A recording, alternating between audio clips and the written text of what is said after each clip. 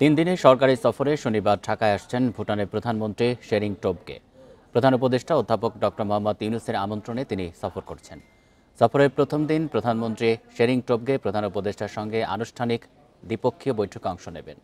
এ সময় প্রতিনিধি পর্যায়ে বৈঠকের আগে দুই দেশের সরকার প্রধান একান্ত আলাপে অংশ নেওয়ার সম্ভাবনা রয়েছে। ভুটানের প্রধানমন্ত্রী ঢাকা সফরকালে দুই দেশের মধ্যে 3টি চুক্তি ও সমঝোতা স্মারক সই হতে পারে। সফর শেষে সোমবার ঢাকা ত্যাগ করবেন তিনি।